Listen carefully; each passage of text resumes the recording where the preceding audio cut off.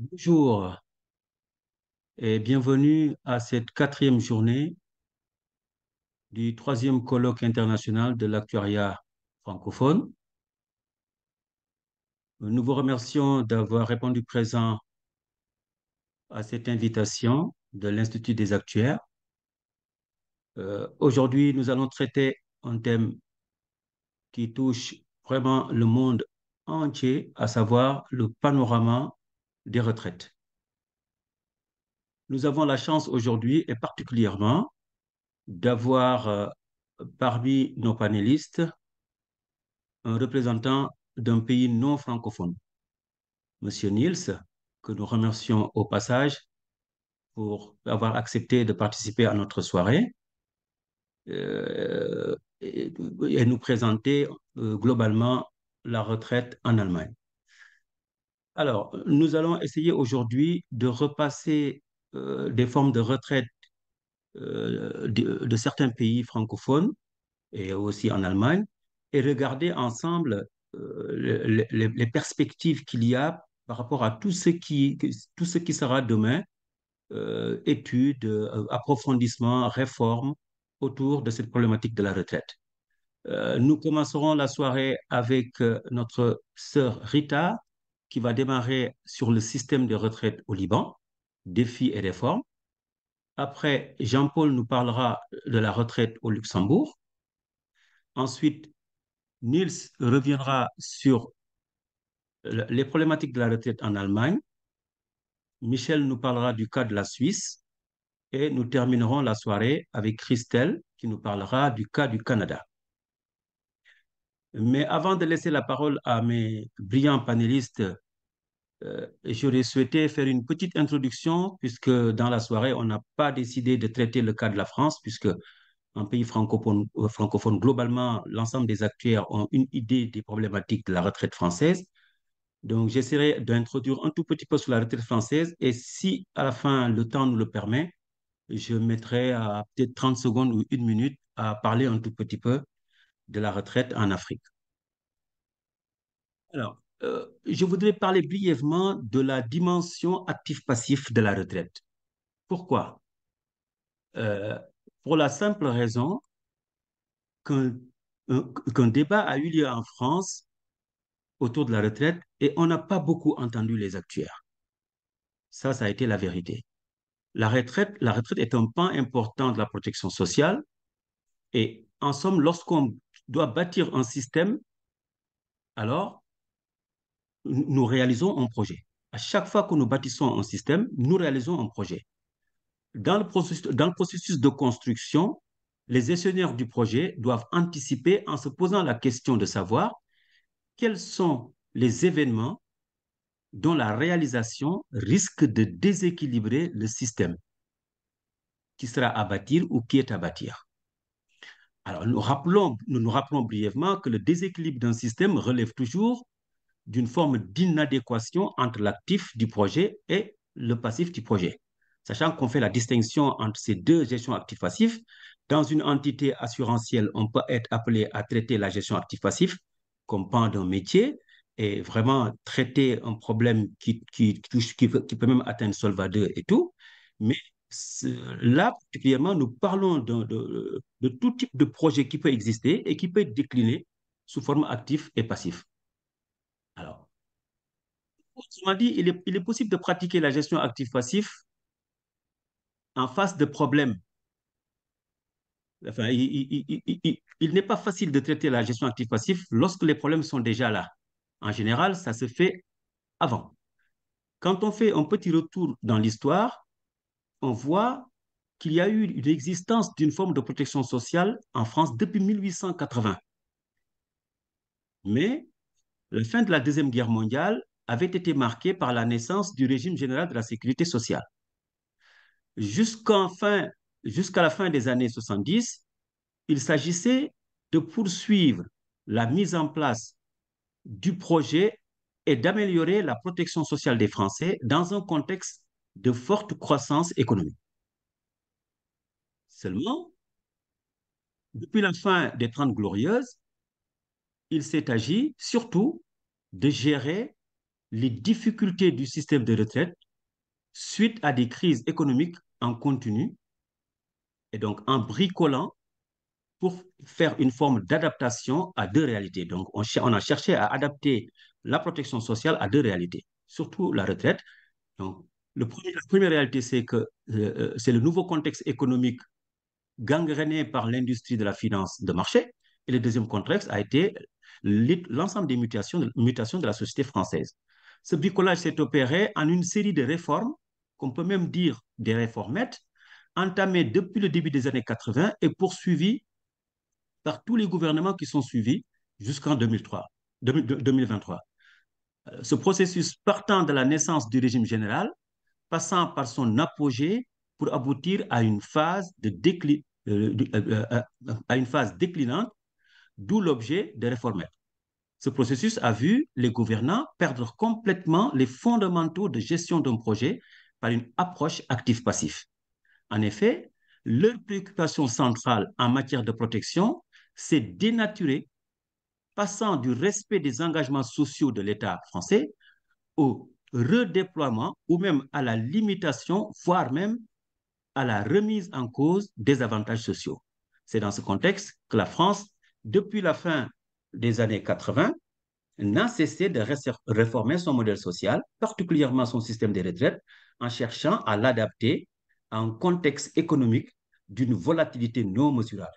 Le temps social ne sera jamais équivalent au temps économique, surtout dans un contexte de financiarisation. Enfin, on dira juste qu'il a existé en France un combat qu'on n'a pas bien suivi. C'est le combat entre la répartition communiste, qui veut dire qu'un retraité est un salarié qui a droit à la poursuite de son salaire, et la répartition capitaliste, qui signifie juste que j'ai cotisé, donc j'ai droit.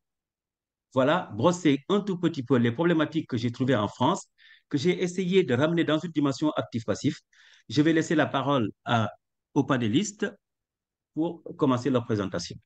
Merci beaucoup. Arita, la parole. Merci, Monsieur Abdou. Bonjour à toutes et à tous. Je suis Rita Sokhon du Liban. Tout d'abord, je souhaite féliciter l'Institut des actuaires français et toute son équipe qui a organisé cet excellent colloque. Félicitations pour cette réussite et cette organisation. J'ai l'honneur de participer à cette soirée et je remercie particulièrement Monsieur Samuel Siwi qui m'a donné cette opportunité. Avant de présenter un panorama des systèmes de retraite au Liban, permettez-moi de présenter brièvement mon parcours professionnel. Et donc, je suis actuaire certifiée, membre de l'Institut des actuaires, détenant un master et un diplôme d'actuaire de l'ISFA à Lyon et une licence d'actuariat de l'Université Notre-Dame University au Liban. Je suis actuellement directrice des opérations et de l'actuariat à Banque Assurance où je travaille depuis plus que 20 ans et je suis la présidente de l'Association des actuaires au Liban depuis juillet 2022. Je suis vivement impliquée par l'enseignement des mathématiques actuarielles, notamment à l'Université Saint-Joseph, et j'ai précédemment travaillé dans un cabinet d'actuariat et dans une compagnie d'assurance. Voilà l'agenda que je vais présenter ce soir en commençant par une introduction et quelques statistiques concernant la population mondiale, ainsi que sur le système de retraite mondial, en passant en détail à la conjoncture libanaise et en donnant une conclusion avec quelques recommandations. Dans cette présentation, je vais commencer tout d'abord par un point global concernant la thématique des systèmes de retraite mondiaux. En fait, ces systèmes mènent à plusieurs débats ces dernières années et ces discussions ont poussé de nombreux pays à reviser leur système, notamment le système par répartition. Dans la conjoncture mondiale actuelle, ce n'est pas évident de trouver une solution d'amélioration, surtout que le risque ne se limite pas uniquement sur le risque financier, mais également à des changements sociaux, économiques et démographiques en cours. À titre d'exemple, on observe un changement démographique particulier dans la plupart des pays occidentaux, comme l'augmentation de l'espérance de vie, la diminution de la fécondité, ce qui entraîne à un vieillissement de la population. Donc, pour la première fois de l'histoire de l'humanité, le nombre de personnes âgées de plus que 65 ans dépasse celui des enfants de moins de 5 ans. Là, je présente quelques statistiques de la population mondiale qui montrent clairement la baisse du nombre des enfants, par contre, l'augmentation des personnes âgées de plus que 65 ans. Ainsi que l'espérance de vie à la naissance qui est aussi en train d'augmenter et le taux de fécondité totale qui est en train de baisser. Donc, comme on le sait tous, le système général des retraites dans la plupart des pays est composé de 3 piliers. Le régime de base, le régime complémentaire, le régime supplémentaire, sachant que la Banque mondiale a proposé aussi le pilier 0. Cependant, il est difficile de comparer ces plans entre les différents pays car ils sont issus de conjonctures diverses, démographiques, socio-économiques, financières, etc. Et selon Mercer, il y a un système de retraite idéal qui est présenté ici concernant la suffisance, la viabilité, l'intégrité. Je ne vais pas aujourd'hui donner les détails de ce système, mais je vous invite à le voir ultérieurement, c'est très intéressant. Et que dire du Liban? Donc, le Liban est un pays du Moyen-Orient, c'est un pays francophone, avec une population d'environ 6,5 millions de Libanais. Aujourd'hui, le Liban endure une dégradation continue de la situation économique et financière, aussi bien sur le plan des niveaux de vie que celui de l'économie générale.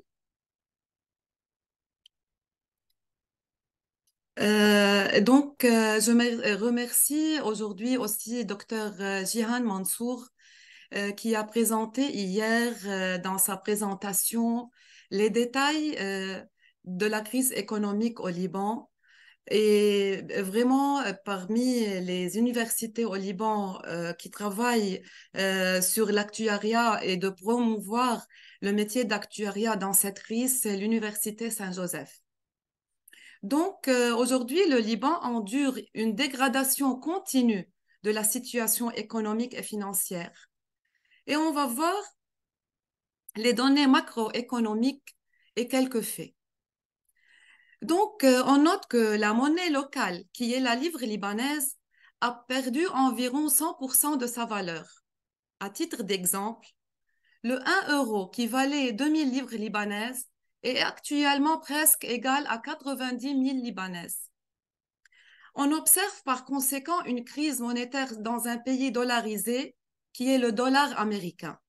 L'effondrement de l'économie et de la monnaie a favorisé l'émergence d'une économie fortement dollarisée, où seuls ceux qui peuvent payer en dollars survivent. Comme a signalé Dr Jihan hier, cette partie de la population très aisée continue de vivre normalement, tandis que la grande majorité des habitants sombre dans l'extrême pauvreté, et ceci représente presque 70% de la population libanaise. En même temps, le Liban a vu les salaires moyens chuter, se classant désormais parmi les 10 pays avec les salaires minimums les plus bas au monde, en raison de l'effondrement de la livre libanaise par rapport au dollar américain. Donc, au taux de change actuel selon le marché parallèle, le salaire minimum est moins de 90 euros par mois au lieu de 400 euros en 2019. Donc, la réduction des salaires et la chute de la livre libanaise ont entraîné une hyperinflation. On observe un taux d'inflation annuel atteignant 171% en 2022 comparé à 85% en 2020. Et de même, le taux de chômage officiel au Liban a presque triplé en 3 ans, passant de 11% en 2019 à 29% en janvier 2022. Et malheureusement, chez les jeunes âgés de moins de 24 ans, ce taux est de 48% en janvier 2022. Donc, près de 1 jeune Libanais sur 2 et incapables de trouver un travail. Et c'est pour cela que beaucoup de jeunes émigrent, surtout en Europe et en France. Et à ne pas oublier que pendant cette crise économique, le pays était également sous la pression de la pandémie Covid. Donc le système de santé et les hôpitaux libanais en ont souffert énormément. Et depuis l'année 2019, le pays est plongé dans une crise sans précédent. Tel que je vais décrire plus loin, le système de retraite au Liban a également connu des difficultés et la sécurité sociale est actuellement hors service. En plus de ces difficultés, l'une des lacunes essentielles, comme avait signalé Dr Jihan hier, c'est le manque de données et le manque de statistiques précises. Ici, on voit quelques statistiques concernant la structure démographique au Liban. Donc, le nombre de Libanais est presque 6 500 000 et qui sont divisés en 50% femmes et 50% hommes. Et là aussi, on voit cette division par âge. Il y a 24% de la population totale âgée de moins de 14 ans. Là, je n'ai pas des statistiques concernant l'âge moins de 5 ans. Et il y a 13% de la population âgée de plus que 60 ans. Donc, c'est très clair que les difficultés démographiques au Liban sont importantes. Le Liban a l'une des populations les plus âgées du Moyen-Orient et d'Afrique du Nord, selon la Direction centrale des statistiques. Ces chiffres sont appelés à augmenter au cours des prochaines années, vu qu'il y a une baisse au niveau du taux de fertilité. Et face à cette crise, beaucoup se tournent vers l'immigration, spécialement les jeunes. Alors le Liban est parmi les pays de la région un pionnier de la transition démographique. Donc, dans tout ce contexte, l'enjeu aujourd'hui est qu'on puisse définir une démarche de retraite qui se veut durable et consistante.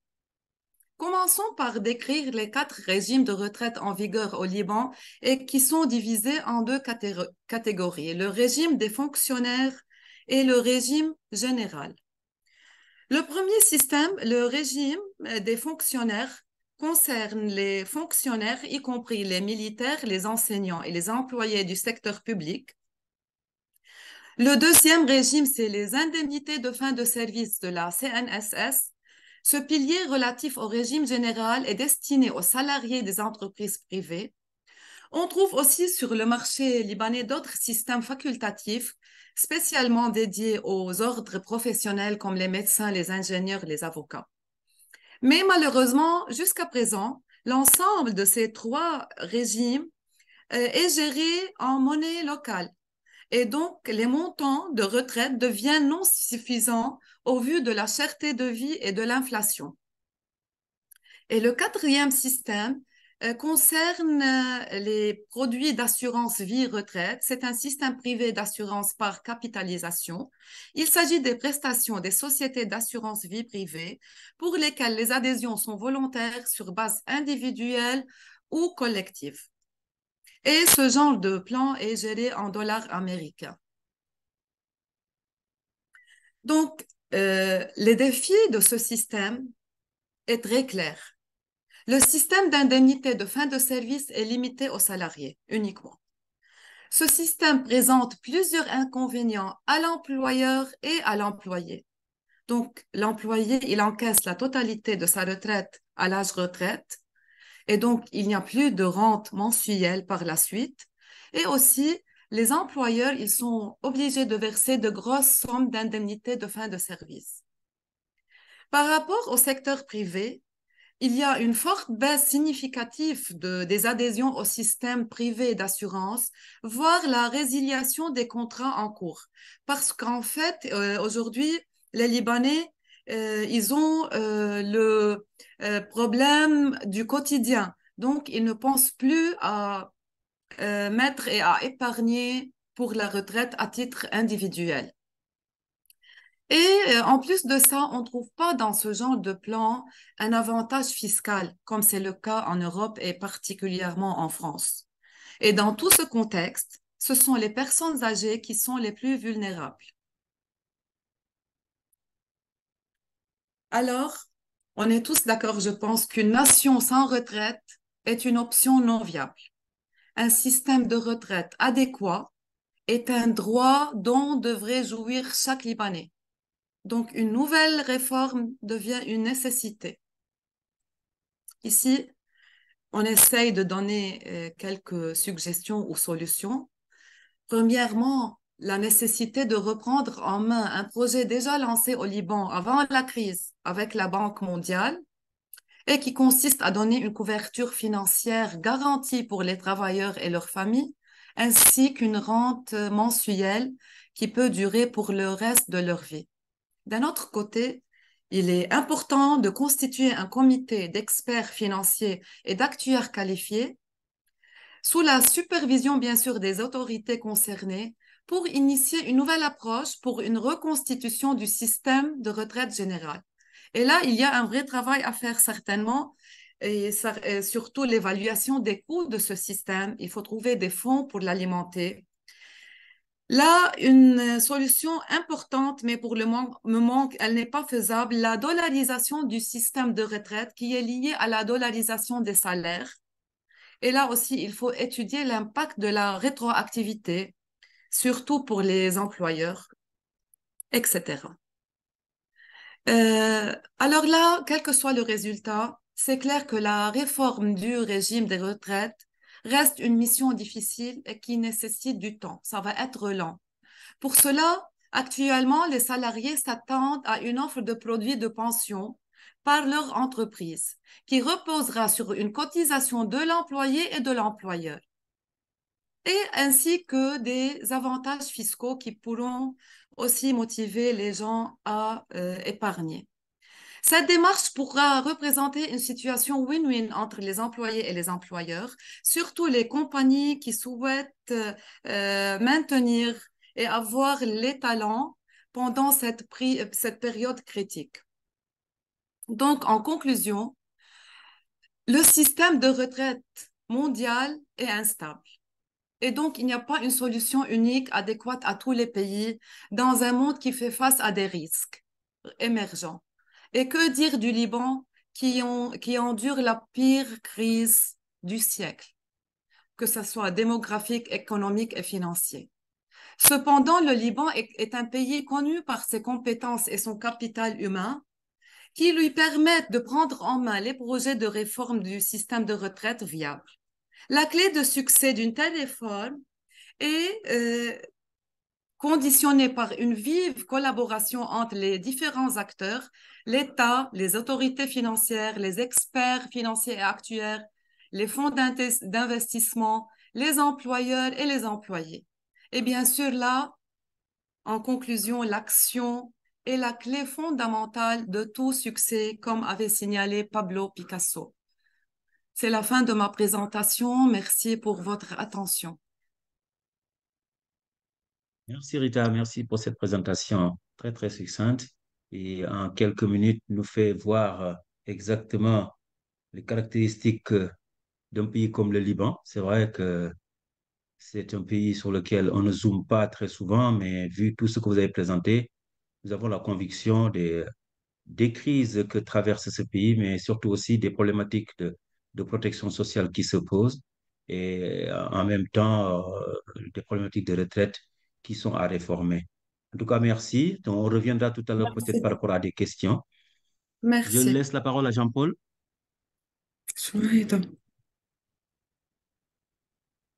Bonjour.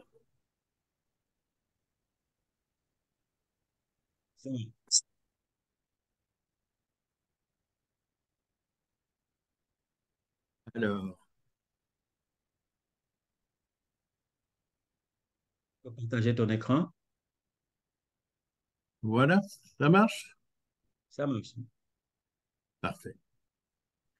Bonjour tout le monde. Après l'évocation des défis qui se posent au Liban, j'ai presque quelques scrupules à parler de ceux du Luxembourg qui, vous verrez, se trouvent dans une situation extrêmement différente. Si ce n'est que au niveau de la structure, les retraites luxembourgeoises sont basées sur les trois piliers bien connus, une pension légale, qui a la caractéristique d'être très généreuse. Pour quelques années encore, elle est même surfinancée, nous verrons tout ça.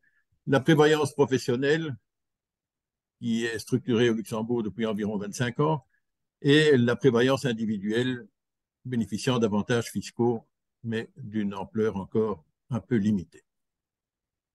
Attendons-nous d'abord au premier pilier. Sous sa forme actuelle, il est commun à tout le secteur privé. C'est un système très simple. Il n'y a pas de catégorie, de régime particulier, de régimes spéciaux, etc. La pension de vieillesse se prend à l'âge normal de 65 ans. Elle est acquise après une carrière de 10 ans au minimum. Il y a, sous certaines conditions, la possibilité de prendre une retraite anticipée. Le système de pension couvre aussi des pensions de survie et des pensions d'invalidité permanente, mais nous allons nous intéresser davantage à la pension de retraite. Nous allons voir qu'elle est considérée comme l'une des plus généreuses au monde et que par surcroît, elle présente encore un excédent comptable dans son financement, un excédent régulier, avec des réserves qui se montent à environ 30% du produit intérieur brut du Grand-Duché. C'est certainement une situation peu courante dans le monde et en tout cas en Europe. La question qui va se poser est de savoir si cette exception est durable. Nous n'entrerons pas dans les détails qui sont, comme toujours, un petit peu compliqués en matière de calcul de la pension légale, mais disons qu'elle est formée de deux montants, dont l'un dit forfaitaire dépend seulement de la durée de la carrière et l'autre, qui est dit proportionnel, est lié à la rémunération moyenne de carrière et elle est indexée avec effet rétroactif, donc le passé et le futur, sur l'indice des prix à la consommation. C'est une prestation finalement plutôt généreuse puisque le pensionné peut espérer environ 70% du revenu moyen de carrière en euros de 2023. Ce qui est particulier, c'est que ce pourcentage s'applique aussi aux revenus moyens supérieurs parce que le plafond des revenus pris en considération atteint pas moins d'environ 150 000 euros en 2023, ce qui est considérable. En 2022, la pension annuelle, de vieillesse annuelle pour une carrière complète atteignait entre 25 et théoriquement 113 000 euros, mais c'est évidemment un montant théorique. La moyenne étant de l'ordre de 41 000 euros, ce qui est quand même confortable par rapport à tous les voisins et au-delà. Toutes ces pensions en cours de paiement sont indexées selon l'indice des prix à la consommation. Jusqu'il y a peu, elles étaient indexées sur l'indice des salaires, ce qui était encore une indexation supérieure et faisait de la pension une situation encore plus confortable. Et il faut dire que ces pensions de vieillesse, à condition qu'elles ne soient pas anticipées, sont cumulables sans restriction avec d'autres revenus, notamment des revenus professionnels. On peut continuer à exercer une activité professionnelle à Luxembourg tout en touchant sa pension de vieillesse. Comment tout ça est financé? Eh bien, par une contribution de 24% du salaire, qui est du salaire plafonné, donc environ 150 000 euros, qui est réparti pour un tiers chaque fois entre les assurés, les employeurs et les finances publiques. Pour les indépendants qui n'ont pas d'employeur, eh bien, ils prennent en charge la partie qui revient à l'employeur, donc ça revient à 16%. Aujourd'hui, dans les années récentes, disons que le coût du système représentait environ 20% de la masse salariale déterminante et on a constaté qu'elle passait à 21% en 2021, 22% en 2022 et donc cet écart de ce surfinancement tend à diminuer avec le temps, ce qui était bien indiqué dans des études de prospective.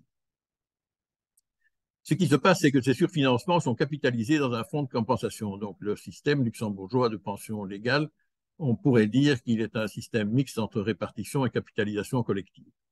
Ce fonds de compensation atteint aujourd'hui, et qui est d'ailleurs investi dans un organisme de placement collectif, atteint aujourd'hui 26 milliards d'euros.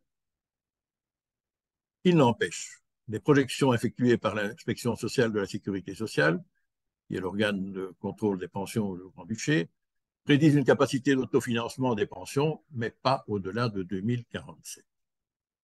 Nous y reviendrons.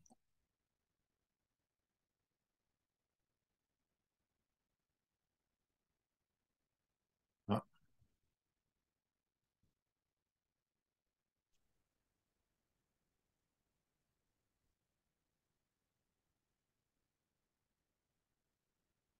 Slide suivant.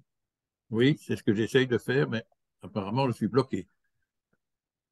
Bien.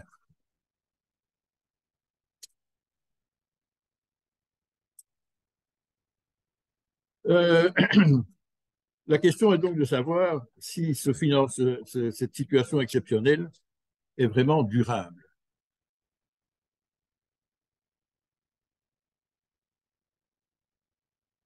Oui, je ne sais pas ce qui se passe. Je ne parviens pas à faire dérouler ma présentation.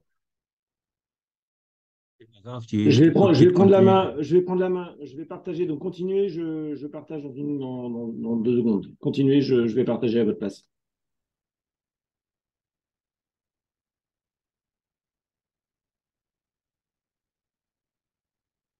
Continuez, Jean-Paul.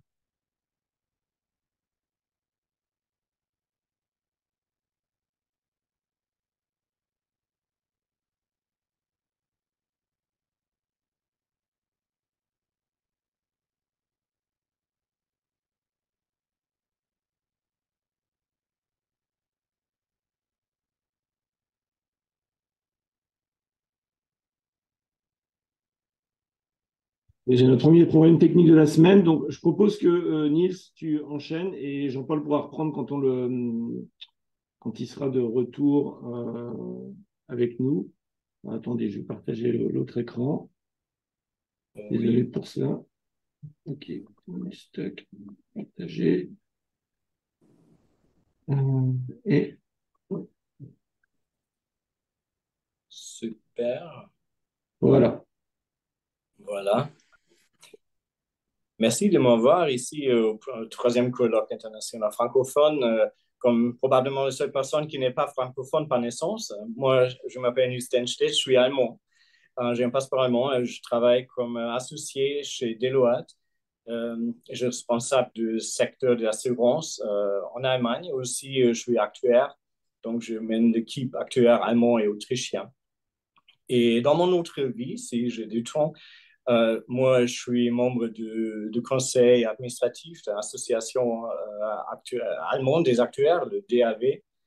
Et donc, j'exprime mon gratitude pour être ici comme panéliste pour la première fois m'adresser au public, à vous, en français. Et donc, le système allemand a aussi des problèmes, mais ce sont, comme Jean-Paul l'a dit, ce sont des problèmes de luxe. Hein. Mais quand même, c'est un système qui est en train d'être vraiment déséquilibré. Et donc, on va parler un peu sur ce sujet. Donc, vous voyez, il y a aussi 3 piliers du régime de retraite allemand. Il y a une prévoyance privée, des assurances de vie, en fait, des assurances de pension, quoi. Il y a quelques systèmes qui sont soutenus fiscalement. Et puis, le deuxième pilier, il y a la prévoyance vieillesse d'entreprise. Là, nous sommes allemands, alors on peut compliquer les systèmes un peu. Il y a cinq manières différentes pour installer un système d'entreprise. C'est aussi d'une fonction complémentaire. Et il y a le premier pilier, le régime obligatoire de droit public. Il y en a pratiquement 3 versions. Et on va faire un focus sur le régime professionnel de retraite pour les salariés. Et comment ça marche et combien ça coûte. Hein. Je vais commencer avec le prix. Donc, l'année dernière, ça coûtait environ 350 milliards d'euros. Et le système qui ne fonctionne pas par capitalisation, ces cotisations et dépenses, ça ne soutient plus soi-même. Donc, l'État faut soutenir le système avec 100 milliards d'euros par an. Et donc, où sont les problèmes? Donc, premier problème, ça commence avec la population. Et Rita a expliqué au Liban. Donc, la situation en Allemagne, normalement, on parle d'une pyramide de population. Ici, moi, je dis, c'est plus un kebab, quoi. Parce qu'il y a plus assez de jeunes il y a une population qui est en train de vraiment âger. Donc, ça présente un vrai problème. Et donc, à ce moment-là, les Allemands sont en train de disparaître parce que l'indice de natalité est 1,4 par rapport en France, il est presque 2, et au Sénégal, où on trouve l'indice de natalité à 4,3. Et il faut un indice supérieur à 2 pour maintenir la population. Donc, ça veut dire qu'il y a trop de retraités en Allemagne. Donc, mais qu'est-ce que ça veut dire vraiment, hein? Dans les années 1980, il y avait un ministre du Travail, Norbert Blum, qui a expliqué au public, la pension, c'est sûr. Et c'est quelque chose que tous les Allemands connaissent. Mais moi, comme je suis actuaire, moi, je me suis dit, eh ben, la certitude, c'est un système, c'est un concept assez philosophique, hein. Il y a pratiquement aucune chose qui est vraiment sûre, hein.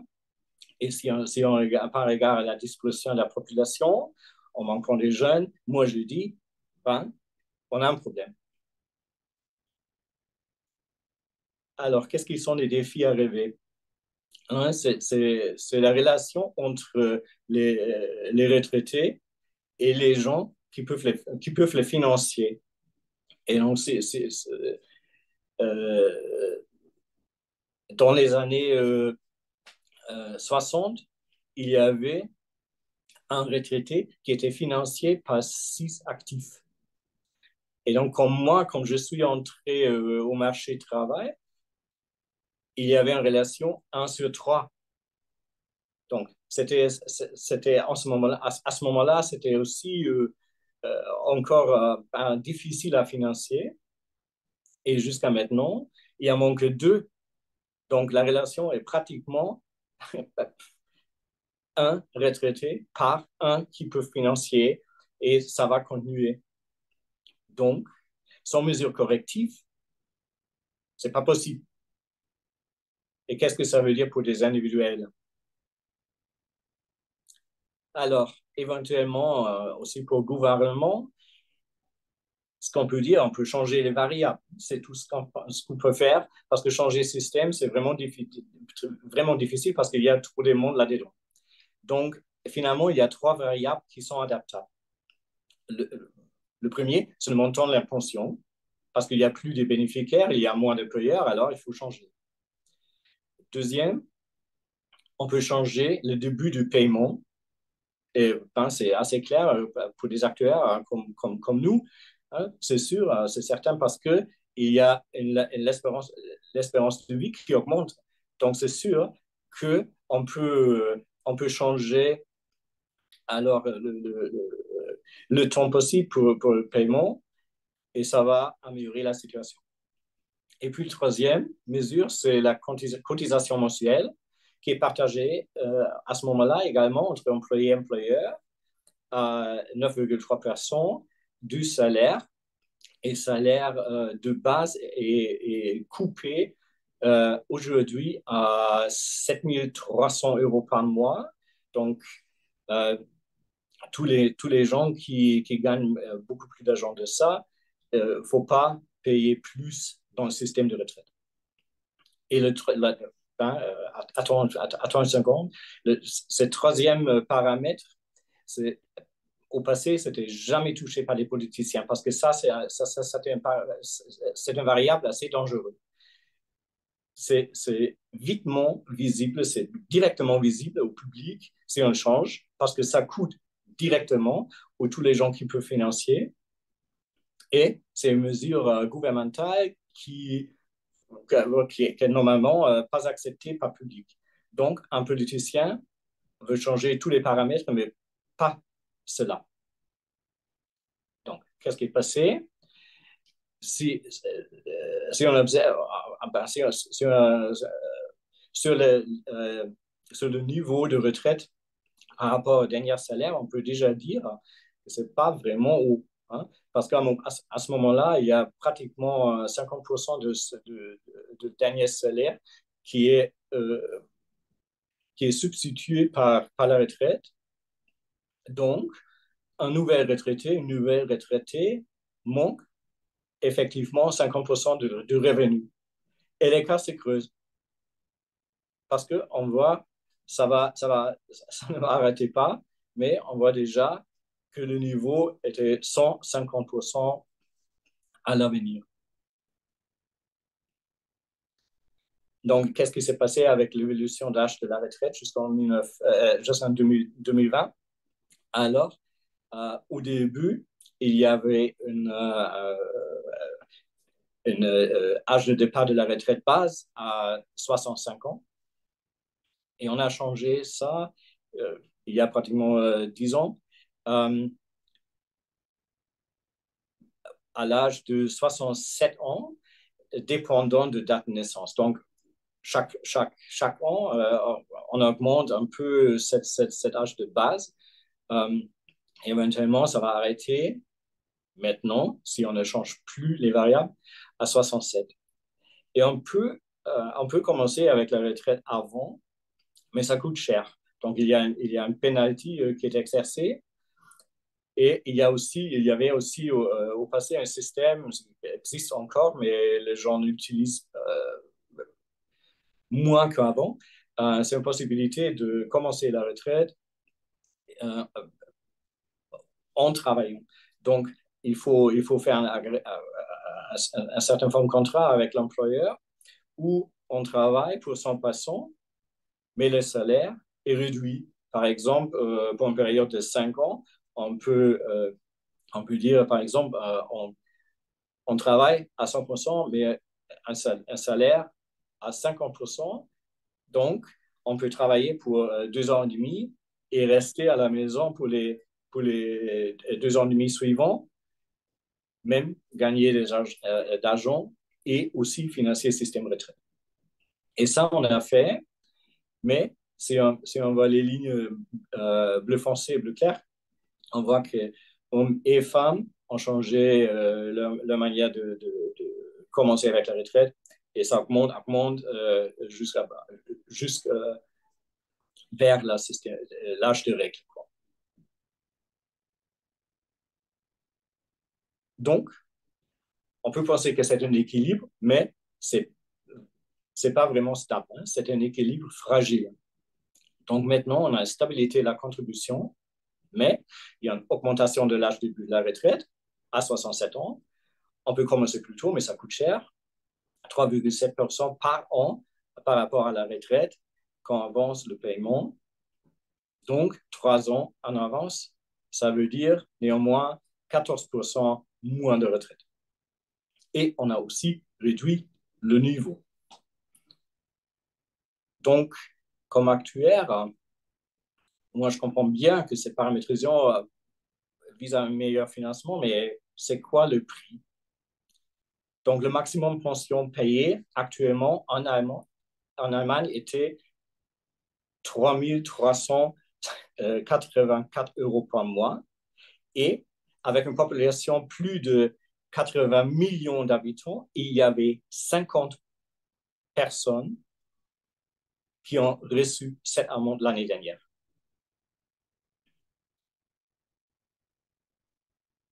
Voilà la distribution des vêtements mensuels, net pension en pourcent.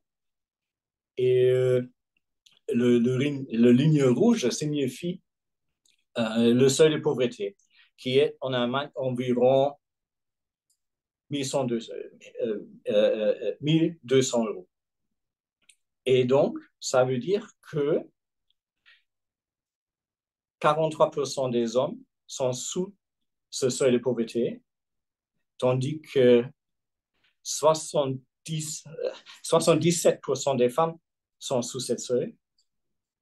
Et alors que toute la population, ça veut dire 62% sont sous le seuil de pauvreté. Donc, la raison pour laquelle, c'est qu'il y a des biographies de travail qui ne sont plus conséquents 40 ans et plus, mais c'est moins. Hein, et ce sont beaucoup de femmes qui n'ont pas travaillé, il y a une pause pour des enfants, et cette pause enfant n'était pas soutenue assez bien qu'en France, par exemple. Donc, ça coûterait cher par rapport aux retraites. Et donc ça, c'est un problème vraiment grave. Donc les nouvelles retraités doivent penser de continuer à travailler ou de prendre des mini-jobs, quelque chose de petit, pour être capable de se financer soi-même. Ah, il n'y a pas de son. Donc, ici en colloque, ça veut dire nous avons un très, très grand problème maintenant. Donc, c'est quoi la conclusion? Surtout, moi, je veux dire qu'en Allemagne, c'est formidable qu'on a un système comme ça. C'est vraiment super bon, mais il est vraiment nécessaire de s'en couper avec un changement du système rapidement, considérant aussi une augmentation de la contribution mensuelle, parce que ça, c'est évidemment, ça ne suffit pas. Et le gouvernement a commencé à construire aussi graduellement des réserves pour stabiliser les contributions mensuelles, basées sur un modèle scandinave. Donc, ça veut dire que c'est une sorte de capitalisation euh, et, euh, et supplémentaire, mais ça coûte aussi encore un certain pourcentage de salaire. Et aussi, c'est inévitable que les autres pays, les autres deux, doivent fonctionner parce que sinon, ce n'est pas possible de se financer soi-même. Et par le passé, le système de retraite entreprise était plus ou moins aussi complètement basé sur un paiement défini. Donc ça se coûte cher aussi par rapport aux entreprises. C'était pas une contribution définie comme c'est pratiquement normal dans tous les autres pays du monde. Ça a changé partiellement, mais c'est déjà en train d'être introduit. Et donc, le pilier de la prévoyance privée reste aussi important que les autres deux, mais aussi au public, c'est difficile à financer pour une grande partie des citoyens parce qu'on n'a pas assez d'argent. Donc, j'ai vu qu'il y avait quelques questions, mais c'était trop vite pour moi de les lire. Donc, c'est ça pour le système allemand. Je ne sais pas, est-ce qu'il y a des questions? On prendra les Les questions un questions, peu plus tard, Nils, comme on un a peu pris plus un tard, peu ouais. de retard. Ah, super. Mhm. Donc, merci. Merci, Nils. Merci pour cette présentation, hein. Très succinct aussi, hein. En tout cas, il y a un point qui a attiré notre attention, c'est le seuil de pauvreté en Allemagne. Si vous ne l'aviez pas présenté, je ne pense pas que je l'aurais cru, hein, honnêtement. Et Comme j'avais dit, le ce nom, sont des problèmes de luxe, mais euh, alors euh, euh, ça coûte en allemand aussi. écoute, c'est surtout le nombre de retraités qui sont en, en- en dessous du seuil de pauvreté, ça fait quand même réfléchir parce que je pense que le problème de la retraite est un problème purement européen aujourd'hui. Enfin, il est plus européen qu'il n'est peut-être Oui, africain dans d'autres pays. En tout cas, merci oui. encore. Je vois sur le chat beaucoup de questions, mais on essaiera d'y répondre si le temps nous le permet tout à l'heure. Merci beaucoup. À notre cher ami Michel pour nous parler d'un petit pays, hein, qui est connu pour sa richesse, hein. J'espère que la retraite va refléter aussi ce niveau de richesse, hein. Tout à fait. Je ne vais pas améliorer le panorama avec les problèmes de riches. Donc, on va continuer avec les mêmes problèmes. Donc voilà, alors, moi, c'est Michel Fouineau. Je suis actuaire chez Retraite Populaire. Je suis actuaire troisième pilier, donc c'est en assurance vie. Avant d'être actuaire, j'ai fait un doctorat et un post-doctorat à l'Université de Lausanne sur les thématiques du vieillissement de la population et notamment de la perte d'autonomie chez les personnes âgées. Donc d'autres problématiques. Mais maintenant, si on s'intéresse au système des retraites en Suisse, donc c'est le fameux système des trois piliers, je vais quand même prendre le temps d'aller rapidement au travers des trois piliers en Suisse et pour vous montrer à la fin une image avec différents défis qu'on peut retrouver. Finalement, en Suisse, on a le système des trois piliers, donc c'est pas nouveau. On a un premier pilier qui est une prévoyance étatique obligatoire et elle est constituée de l'assurance vieillesse et survivants, AVS, et de l'AI. Dans le cadre de cette présentation, je vais me focaliser sur les prestations de vieillesse parce que l'AI, c'est la prestation invalidité. Elle n'entre pas dans le cadre de l'assurance vieillesse.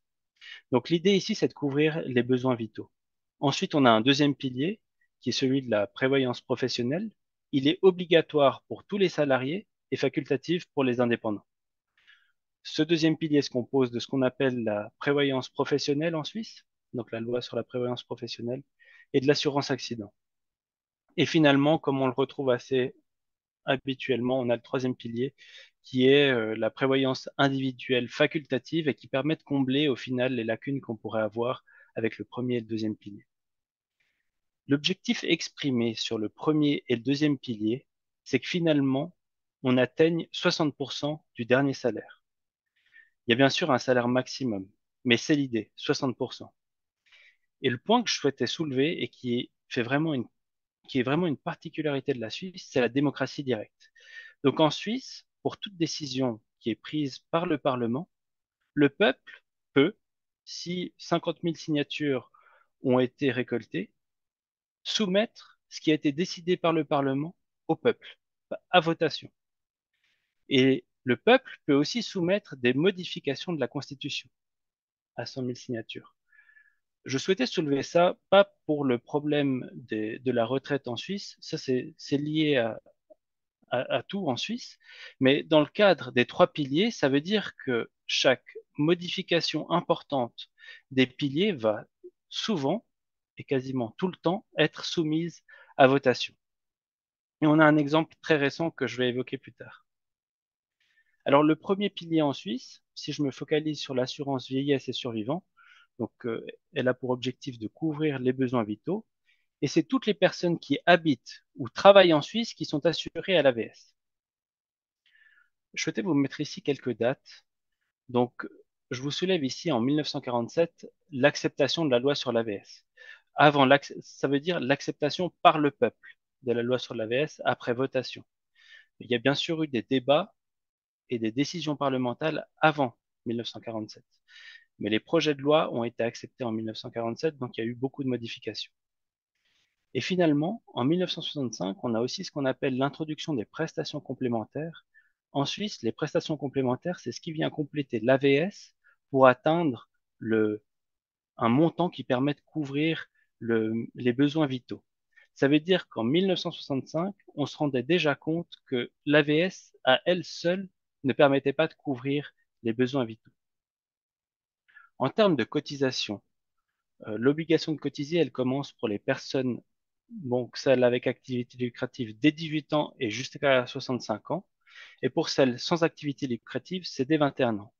On souligne le fait que si on a un conjoint qui exerce une activité lucrative et verse au moins le double, on n'a pas besoin de cotiser. Pour l'âge de retraite, il est de 65 ans. Et c'est le point que je souhaitais vous soulever. Donc, il est de 65 ans pour les hommes et les femmes. Et ça, avant, c'était 65 ans pour les hommes et 64 ans pour les femmes. Et ça, c'est tout nouveau. On a fait une votation pour laquelle le peuple suisse a accepté de relever l'âge de retraite des femmes à 65 ans. Pour le financement de ce système, bon, c'est un système en répartition, je ne vais pas rentrer dans les détails. Par contre, on peut regarder les différents chiffres. Il se compose de 73% de cotisations, c'est des cotisations qui sont payées à part égale employés, employeurs pour les salariés. Donc le 8,7% que vous voyez, il est payé moitié employé, moitié employeur. Et par contre, pour les indépendants, ils cotisent 8,10%. La Confédération et la TVA, la taxe sur la valeur ajoutée, viennent principalement compléter le financement de l'AVS. Je vais vous montrer ici la rente AVS maximale en Suisse, c'est 29 400 francs, ça fait 2 450 francs par mois. Ça représente aujourd'hui, l'euro vaut quasiment 1 euro, 1 franc, donc on est à 2 450 euros par mois. Il faut remettre ça dans son contexte. En Suisse, le salaire médian est de 80 000 francs. Donc ça peut paraître beaucoup par rapport à un salaire français, mais finalement pour la Suisse, c'est pas énorme. Et la prestation, en termes de prestations assurées, on a les rentes vieillesse, les rentes de survivants, les prestations complémentaires que j'évoquais avant, et aussi les allocations pour impotents. Donc les allocations pour impotents, c'est pour les personnes qui, à l'âge de la retraite, ont des difficultés dans les activités de la vie quotidienne. L'AVS contribue au paiement de certaines prestations. Très simplement, comment on va calculer la rente AVS à laquelle on aura droit? Ben, on va se baser sur un calcul qui permet de déterminer le revenu annuel moyen déterminant. C'est la somme des revenus de l'activité plus des bonifications pour éducation. Donc, si certaines années ont été passées à l'éducation des enfants, elles vont être prises en compte dans le calcul de la rente. Et on divise ça par les années de cotisation. Ensuite, on a une échelle fédérale sur laquelle on va venir regarder la rente et en fait, on va venir chercher le revenu annuel moyen déterminant auquel on est attribué et on va trouver la rente qui correspond. Pour les couples mariés, la rente que je vous évoque, la rente AVS maximale, elle est plafonnée à 150% de la rente maximale pour les couples mariés. Donc finalement, si on est deux, ce n'est pas 29 400 fois 2, c'est 29 400 plafonné à 150%. On peut anticiper jusqu'à 2 ans avec des réductions de 6,8% par an de la rente et ajourner, donc repousser de 5 ans. Ensuite, si on regarde le deuxième pilier qui est la prévoyance professionnelle, donc c'est aussi quelque chose d'assez classique. Donc, c'est là pour but de donner aux personnes actives la possibilité de maintenir de façon appropriée leur niveau de vie antérieur. Et c'est toutes les personnes salariées à l'AVS auxquelles un même employeur verse un salaire annuel supérieur à 29 050 francs qui sont assurés. En termes de date, c'est entré en vigueur en 1985. Et pour l'obligation de cotiser, c'est pour les personnes avec activité lucrative dès 18 ans pour le risque et 25 ans pour l'épargne. Donc effectivement jusqu'à 65 ans. 3 caractéristiques que je voulais souligner. Déjà le rachat. Donc ce qu'on appelle en tant que rachat, c'est le fait de pouvoir compléter son deuxième pilier s'il n'est pas complet.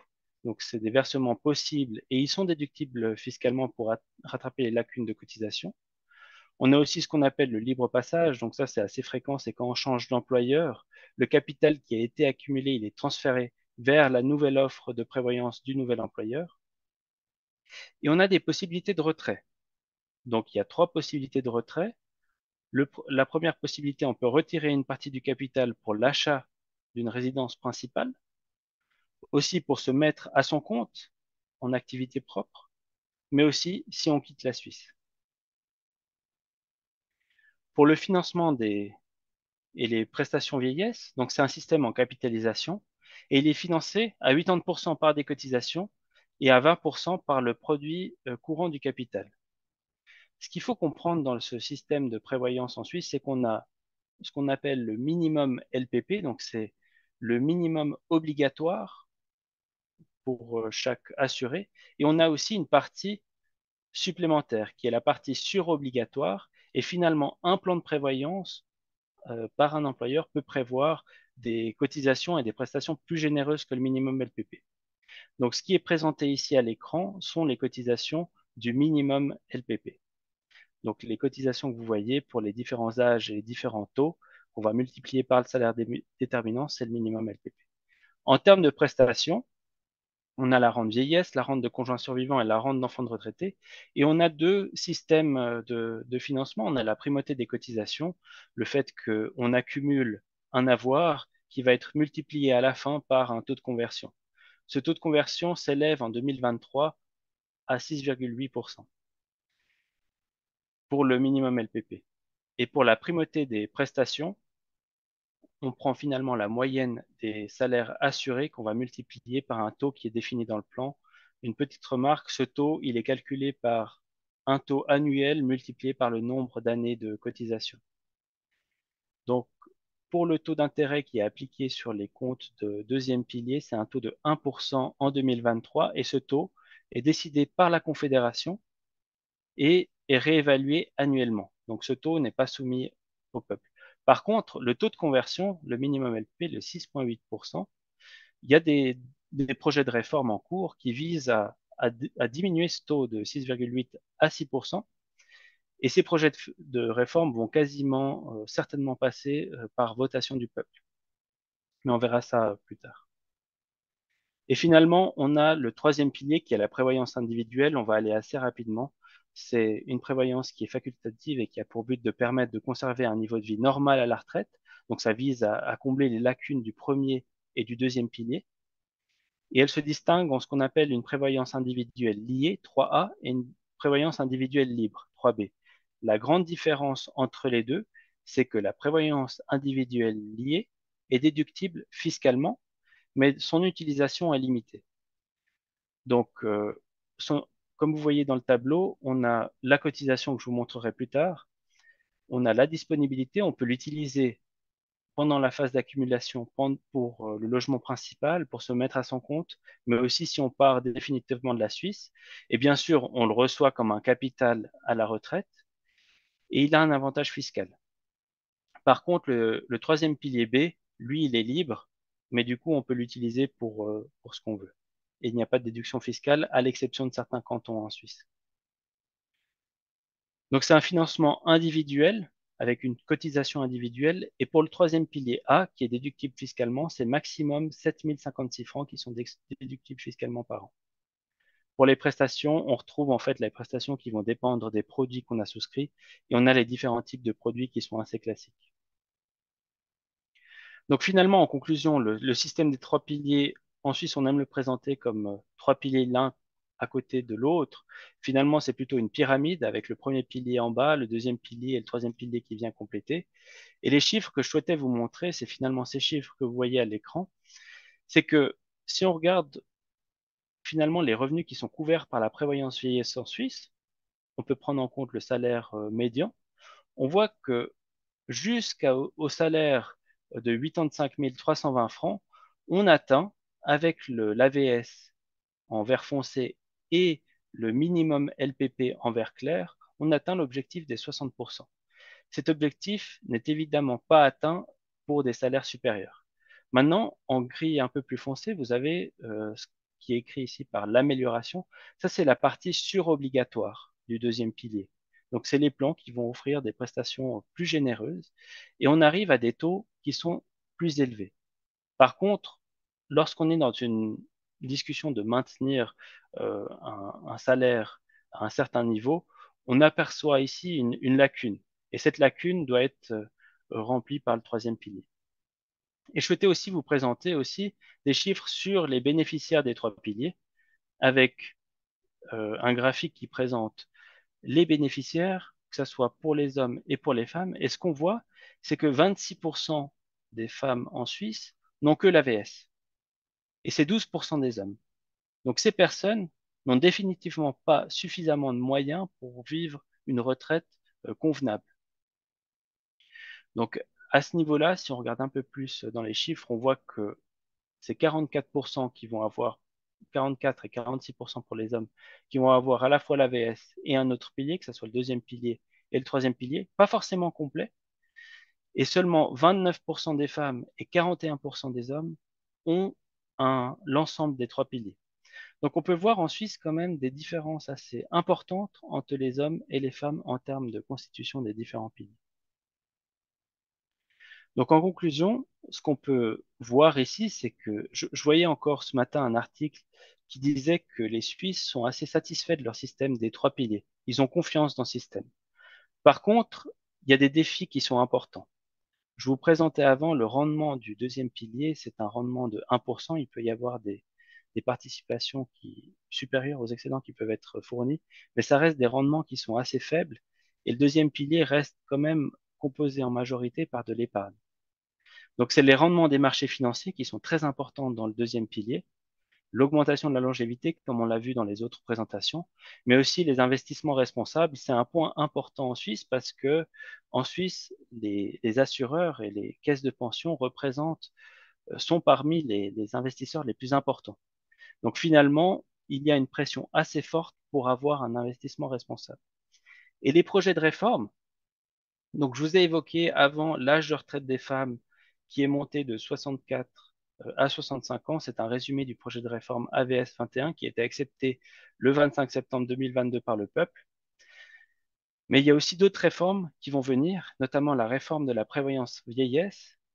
Et ça va pas être facile. Il y a eu notamment en fait différents projets de réforme qui ont été soumis à votation du peuple et qui ont tous échoué.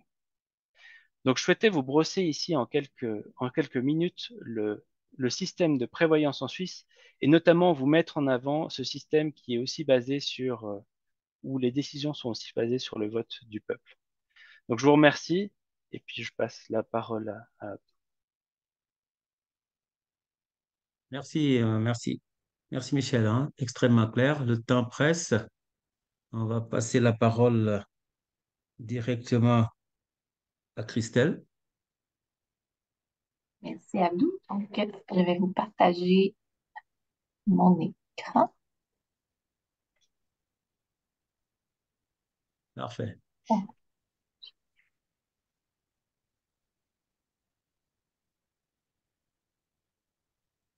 Voilà. Donc, je suis ici pour vous parler du système de retraite au Canada. Donc, je vais commencer par me présenter. Mon nom est Christelle Lessard. Je suis actuaire. Je travaille comme associée dans la firme E.ON en consultation en régime de retraite. J'ai maintenant un peu plus de 15 ans d'expérience. Je suis aussi un membre fellow de l'Institut canadien des actuaires. Et donc, c'est pour cette raison que je suis ici aujourd'hui avec vous. C'est l'Institut canadien des actuaires qui m'a contacté pour me demander de venir vous présenter le système de retraite au Canada. Et je suis aussi un membre fellow de la Society of Actuaries aux États-Unis.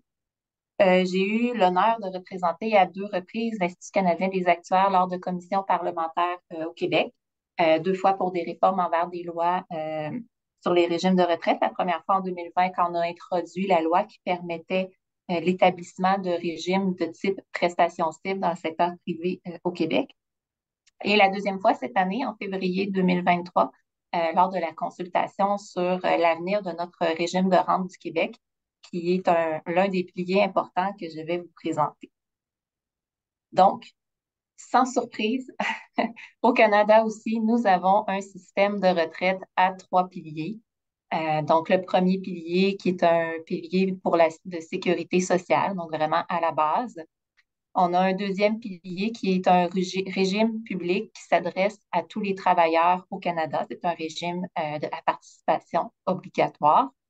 Et le troisième pilier qui comporte les régimes complémentaires de retraite offerts par des employeurs et l'épargne personnelle. Donc, commençons par le premier pilier, qui est mon pilier que j'appelle de sécurité sociale. Donc, nous avons un programme au Canada qui s'appelle la pension de la sécurité de la vieillesse. Donc, c'est un programme qui s'adresse à tous les Canadiens sans exception. Donc, on n'a pas besoin d'avoir déjà travaillé dans notre vie pour y avoir droit. Tout le monde reçoit le même montant, qui est présentement de 698,60 $ par mois. Cette pension est versée à compter de l'âge de 65 ans et est indexée sur le taux d'inflation. Dans les dernières années, on a aussi introduit la possibilité de reporter le début du versement de la pension jusqu'à l'âge de 70 ans. Et ceux qui choisissent de le faire, voient une augmentation de leur montant lorsqu'ils commencent à le recevoir de 7,2 % par année de report. Donc, quelqu'un qui attend à 70 ans recevra 698,60 $ augmenté de 36 % s'il a décidé d'attendre à 70 ans pour le recevoir. Et aussi, en juillet 2022, il y a eu une amélioration à la pension de sécurité vieillesse. Les gens de plus de 75 ans, donc quand ils atteignent 75 ans, reçoivent une majoration de 10 % du montant. Et cette majoration est viagère. Ils vont recevoir le 10 % additionnel toute leur vie. Pour ceux qui ont un plus faible revenu à la retraite, il y a aussi un programme de supplément de revenu garanti qui est vraiment basé sur le revenu de la personne à la retraite. Il y a aussi certaines allocations pour conjoints et bénéficiaires de la PSV et des crédits fiscaux en fonction de l'âge. Ce premier pilier n'est pas préfinancé, donc il est vraiment payé à partir des fonds généraux du gouvernement, c'est-à-dire que les travailleurs qui paient des impôts, le gouvernement collecte les impôts et à partir de son budget va payer la pension de sécurité de vieillesse. Maintenant, je vais passer au deuxième pilier qui est celui sur lequel je vais passer le plus de temps dans notre système au Canada parce que c'est celui qui a le plus évolué dans les dernières années. Donc, le régime public obligatoire pour les travailleurs, qui est le régime de pension du Canada ou le régime de rente du Québec. Donc, au Québec, on a notre propre régime et le reste du Canada cotise dans leur régime. Mais les deux sont très, très, très similaires. Il y a seulement quelques différences au niveau des prestations d'invalidité que je n'aborderai pas ou de prestations aux conjoints survivants. Donc, l'objectif de base de notre deuxième pilier, de notre régime, c'est de remplacer 25 % du revenu moyen de quelqu'un à la retraite jusqu'à concurrence de ce qu'on appelle le maximum des gains admissibles. Vous voyez, l'acronyme MGA veut dire maximum des gains admissibles, qui est un salaire de 66 600 en 2023. Donc, ça, c'est l'objectif de base, remplacer 25 du revenu jusqu'à concurrence de ce salaire-là. L'âge de la retraite normale est de 65 ans au Canada. Donc, quelqu'un qui a travaillé dans sa carrière et qui demande sa rente à 65 ans va recevoir une rente de 25 de son revenu jusqu'à concurrence du maximum des gains admissibles. C'est permis de demander sa rente plus tôt. Donc, c'est permis de la demander à 60 ans ou après, moyennant réduction viagère du montant de la rente. Par exemple, quelqu'un qui demande sa rente à 60 ans au lieu d'attendre à 65 ans ou après va avoir une réduction viagère de son montant de 36 donc 7,2 par année d'anticipation. C'est aussi permis, comme dans la sécurité de la vieillesse, d'attendre après 65 ans pour demander la rente. Donc, c'est permis d'attendre jusqu'à l'âge de 70 ans, moyennant une majoration du montant, comme le même principe que pour la sécurité de la vieillesse, mais la majoration est un peu plus importante. Et ces rentes sont aussi indexées sur le taux d'inflation après la retraite. Donc là, je vous ai présenté notre régime de base. Et ce que je dois vous dire, c'est qu'en 2017-2018, il y a eu une grande réflexion au Canada sur l'avenir de nos régimes de retraite et sur est-ce que les retraités, quand ils vont arriver à la retraite, vont avoir un revenu suffisant pour subvenir à leurs besoins. Parce qu'on observait déjà une tendance dans les régimes privés, les régimes d'employeurs privés, un déclin des régimes à prestations déterminées par des régimes à cotisation déterminée. Il y a beaucoup de Canadiens qui n'ont pas accès à un régime privé de la part de leur employeur, c'est-à-dire que leur employeur va évidemment cotiser au régime obligatoire, à notre deuxième pilier, mais n'offrira pas de régime de retraite additionnel. Et évidemment, c'est aussi difficile pour un individu de faire d'épargner individuellement et d'avoir un revenu suffisant à la retraite de son propre chef. Alors, qu'est-ce qui s'est passé? C'est qu'il y a eu, en 2018, une bonification des prestations de notre régime de base. On a créé alors, depuis le 1er janvier 2019, existe ce qu'on appelle le régime supplémentaire. Quelles sont les bonifications qui ont été faites au régime supplémentaire? Au lieu de remplacer 25 du revenu, on a augmenté le taux de remplacement à 33 du revenu, donc une augmentation du ratio de remplacement du revenu. Et on a aussi augmenté le salaire maximal sur lequel les gens peuvent recevoir une rente. Donc, notre maximum des gains admissibles de 66 600 est augmenté de 14 à un montant d'environ 75 900 Donc, les gens peuvent avoir un revenu sur une plus grande portion de leur salaire pour ceux qui gagnent des salaires un peu plus élevés. Et tout ça, évidemment, est financé par des cotisations additionnelles à la fois des employeurs et des employés et financé par une augmentation. La cotisation additionnelle augmente progressivement de 2019 à 2025 pour pouvoir financer. Donc, un petit peu plus graphiquement, au fond, ce que vous voyez en bleu, c'est le remplacement du revenu jusqu'à 25 jusqu'au maximum des gains admissibles. C'était notre régime de base. Le régime supplémentaire dont je vous parle, l'augmentation des prestations se fait graduellement, c'est-à-dire qu'elle s'est faite en deux volets. Depuis le 1er janvier 2019, le ratio de remplacement de revenus, on a 25 est devenu 33 et l'augmentation de la fourchette de gain du maximum des gains admissibles au maximum supplémentaire, elle commence en 2024. Donc, c'est vraiment une entrée en vigueur graduelle des bonifications des prestations. Et ce qui est important aussi de noter, c'est qu'il n'y a pas de rétroactivité qui est offerte aux retraités, aux travailleurs actuels. Les prestations dans le régime supplémentaire sont établies en fonction des années de cotisation depuis 2019. Donc, quelqu'un qui avait 60 ans, par exemple, en 2019, va avoir seulement un très petit montant du régime supplémentaire. Il va avoir cotisé peut-être seulement 5 ans au régime supplémentaire. Et donc, il va avoir une petite amélioration, mais ce ne sera que très peu affecté. Donc, c'est vraiment dans une optique de penser aux générations futures, aux travailleurs futurs, que la bonification des prestations, le régime supplémentaire a été mis en place. En fait, pour avoir le plein effet du régime supplémentaire, ça prend 40 années de cotisation dans le régime supplémentaire. Donc, quand je vous dis, c'est les jeunes travailleurs, les générations futures qui vont en profiter. Et pour une personne qui gagnait un salaire supérieur à notre maximum dégâts admissibles et même supérieur à notre supplémentaire dégâts admissibles, supérieur à 75 000 ben, à la retraite, finalement, elle va recevoir un montant additionnel de 50 de ce qu'elle aurait reçu si on avait eu seulement le régime de base avant bonification. Pour financer le tout, évidemment, il faut augmenter les cotisations des travailleurs et des employeurs.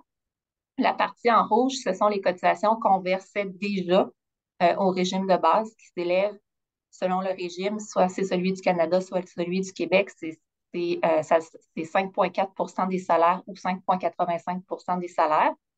L'employé et l'employeur versent chacun ce montant-là. Et pour financer le régime supplémentaire, on est allé graduellement avec la hausse de cotisation, donc un petit peu à chaque année. Donc, on a ajouté 1,15 en 2019, on était rendu à 1,3 additionnel en 2020, 0,5, 0,75, et depuis cette année, 2023, on verse 1 de plus de notre salaire jusqu'à concurrence du maximum dégâts admissibles pour financer la partie du régime supplémentaire.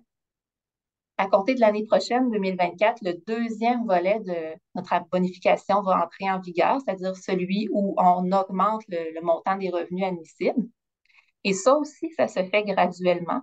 En fait, en 2023, on va faire la moitié du chemin jusqu'au nouveau revenu admissible. Et en 2025, mais là, on va atteindre complètement le nouveau maximum admissible. Et on va verser à compter de l'année prochaine pour la partie de notre salaire qui est entre notre maximum des gains admissibles et le nouveau maximum, 4 du salaire pour financer toujours le régime supplémentaire. Je pense que ce qui est à retenir ici, c'est vraiment que ça a été fait de façon très graduelle, les bonifications et la hausse des cotisations. J'ai souvent utilisé les termes régime de base, régime supplémentaire. Il y a une raison, c'est que c'est vraiment des régimes distincts. Et c'est voulu que ce soit ainsi. Ça a été très important dans la réflexion. Le régime de base a été créé en 1965-1966. Et à l'époque, évidemment, il y avait un besoin d'accorder des rentes de retraite aux gens. Donc, il y a eu une pleine rente qui a été accordée aux aînés de l'époque pour qu'ils puissent recevoir des montants. Et les taux de cotisation qui avaient été établis à l'époque étaient aussi initialement bas. Évidemment, qu'est-ce que ça a eu comme conséquence? Mais les coûts ont été supportés par les générations futures. On a les mêmes problèmes de pyramide démographique que partout ailleurs dans le monde, qu'en Europe. Donc, veut pas, évidemment, ça fait en sorte que les générations futures doivent supporter des coûts. Par contre, il y a tout de même un bon financement du régime de base. Il y a une évaluation actuarielle du régime de base qui est obligatoire, qui est faite tous les 3 ans. Et on détermine lors de cette évaluation-là ce qu'on appelle le taux de cotisation d'équilibre. C'est-à-dire qu'on s'assure sur une période de projection de 50 ans, en faisant des projections stochastiques, de maintenir constant à long terme le rapport entre la réserve du régime de base et les sorties de fonds annuelles qu'on prévoit. Donc, ce n'est pas une pleine capitalisation, mais c'est quand même un bon financement là, pour le régime de base. Et si jamais on se rend compte que le taux de cotisation qui est demandé aux employés et aux employeurs n'est pas suffisant pour arriver au taux de cotisation d'équilibre, il y a déjà des mécanismes de rajustement automatique qui sont prévus à la loi. Donc, c'est déjà prévu que si jamais ça arrive, il y a hausse des cotisations demandées aux employés et aux employeurs. Et pour le régime de pension du Canada, c'est aussi prévu que les retraités vont faire une partie de l'effort pour ramener le financement à un niveau adéquat, c'est-à-dire qu'il y aurait gel de l'indexation qui leur serait accordé. Non pas une diminution du montant de leur rente, mais pour peut-être une période de 3 ans, un gel de l'indexation. Donc ça, c'est pour le régime de base. Si je parle du régime supplémentaire, qui est vraiment la partie bonification, comme je l'ai dit, c'est un financement distinct. Il n'y a pas de rétroaction de prestations qui est accordée aux gens. Donc, c'est vraiment basé sur les années de cotisation depuis 2019. Et ça a été fait comme ça pour un principe d'équité intergénérationnelle pour éviter, un peu comme dans le régime de base, de transférer des coûts à des générations futures. Le régime supplémentaire est sur un principe de pleine capitalisation. C'est-à-dire qu'on s'assure à chaque évaluation actuarielle que le taux de cotisation est suffisant pour que le régime soit à l'équilibre dans 20 ans. Si jamais le taux de cotisation n'est pas suffisant, là encore, il y a des mécanismes de rajustement automatique qui sont prévus les mêmes que dans le cas de régime de base, donc hausse des cotisations et gel de l'indexation des retraités. Et le gel de l'indexation des retraités, c'est une nouvelle mesure dans le cas du régime du Québec pour le régime supplémentaire qui a été introduite au budget 2023-2024 suite à la consultation sur le régime qui a eu lieu au début de l'année. Ce n'est pas nécessaire présentement de faire le gel de l'indexation. Comme je vais vous montrer, les deux régimes de base, le régime de base et le régime supplémentaire, sont en très bonne situation financière présentement. On n'a pas besoin de hausser les cotisations ou de geler l'indexation, mais de façon préventive, c'est toujours mieux de prévoir ce type de mécanisme avant la tempête que pendant la tempête. Donc, ça a été prévu cette année dans le cas du budget pour le Québec. Je vais vous parler rapidement de la consultation sur le régime de rente du Québec qui a eu lieu au début 2023. Pourquoi il y a eu une consultation publique? En fait, le rapport sur l'évaluation actuarielle du régime de rente en date du 31 décembre 2021 a été publié à la fin de 2022. Et comme je vous ai dit, les constats sont que à la fois le régime de base et le régime supplémentaire sont tous deux en bonne santé financière. Donc, qu'est-ce que ça veut dire? C'est que les taux de cotisation actuels ils sont en fait inférieurs pardon, c'est l'inverse. Les taux de cotisation qui sont nécessaires au financement des régimes en faisant l'évaluation actuarielle sont en fait inférieurs aux taux de cotisation qui sont actuellement versés puis qui sont prévus à la loi. Donc, il y a présentement une certaine marge de manœuvre, si on veut, dans le financement du régime. Et donc, en voyant cela, le gouvernement a publié un document de consultation dans lequel il proposait certaines mesures pour l'avenir du régime de rente du Québec. Parmi les mesures proposées, je vous mets à l'écran les principales. Il proposait de hausser l'âge de l'admissibilité à une rente anticipée à 62 ans ou 65 ans. Rappelons que présentement, les gens peuvent la demander à 60 ans. Il proposait de permettre de reporter le début de la rente de retraite à 72 ou 75 ans. Présentement, c'est 70 ans. Proposait de permettre aux gens qui reçoivent une rente et qui continuent à travailler de rendre la cotisation facultative à compter de 65 ans. Et finalement, proposait de reconnaître des périodes d'aide offertes par des personnes proches aidantes au régime parce que les proches aidants doivent s'absenter du travail pour pouvoir aider un proche et proposait de faire des mesures pour reconnaître ces périodes-là. Vous voyez les petits crochets rouges parmi les mesures proposées, celles qui ont été finalement adoptées. Donc, en tant qu'actuaire, on est très content de pouvoir reporter plus tard le début de la rente, moyennant majoration. Je pense que c'est bon pour ceux qui peuvent se le permettre. Et vous vous doutez aussi certainement que le premier point a soulevé les passions dans la communauté. Il y avait beaucoup de groupes qui ont fait pression contre cette mesure. Et ce qu'il faut comprendre, en fait, c'est que l'idée de repousser l'âge de retraite anticipée à soi, ce n'était pas nécessairement pour économiser des coûts dans le régime. Parce que les gens qui demandent leur rente à 60 ans, en fait, la pénalité est tellement élevée que ça coûtait quelque chose au régime de rente d'arrêter de le permettre à 60 ans et de le permettre seulement à compter de 62 ans. Traduction, de façon générale, c'est une mauvaise décision financière de demander la rente à compter de 60 ans. Donc, tous ceux qui peuvent se permettre de la reporter devraient le faire. Toutefois, dans le document de consultation, il y avait plusieurs statistiques et on voyait qu'il y a encore beaucoup de gens qui continuent de demander leur rente à 60 ans. Donc, c'était probablement dans une optique de se dire, ben, on va aider les gens à prendre des meilleures décisions financières que ça a été proposé, mais avec toutes les passions qui ont été soulevées, cette mesure a finalement été abandonnée pour l'instant. Et je vais parler rapidement de notre troisième pilier qui sont les régimes complémentaires de retraite au Canada, c'est-à-dire que c'est des régimes d'employeurs. L'employeur va offrir sur une base volontaire un régime complémentaire de retraite de type prestation déterminée ou cotisation déterminée. Comme probablement dans la plupart des pays d'Europe, on voit une transformation, une évolution des régimes à prestation déterminée vers des régimes à cotisation déterminée. Mais ce qu'on observe aussi dernièrement, c'est une évolution de ces régimes à cotisation déterminée-là vers une plus grande mise en commun des risques pour les participants. Donc, on voit l'émergence de régimes à prestation cible et l'émergence de principes de rente dynamique, c'est-à-dire que des gens vont mettre ensemble leurs investissements et vont partager le risque d'investissement et de mortalité et voir leurs revenus varier dans le temps selon la situation financière du régime. Et au niveau de l'épargne personnelle, on a des outils d'aide fiscale à l'épargne. On a le régime enregistré d'épargne retraite, le REER, dans lequel on peut cotiser et la cotisation qu'on y verse est déductible d'impôt. Les rendements qui sont générés ne sont pas imposés. Par contre, quand il y a des retraits qui sont effectués, par exemple à la retraite, on veut retirer un montant mensuel, mais ce montant-là, lui, est imposé. On a aussi ce qu'on appelle le compte d'épargne libre d'impôt, le CELI, qui est aussi un véhicule de retraite. Donc, la cotisation qu'on y verse, elle, contrairement au REER, n'est pas déductible d'impôt. Par contre, les rendements sont aussi non imposés et comme l'argent qu'on a versé n'était pas déductible d'impôt, mais le retrait qu'on fait du CELI, lui, n'est pas imposé. Donc, ça fait le tour pour moi. Je vais juste arrêter de partager mon écran. Merci Christelle, pour cette présentation qui nous donne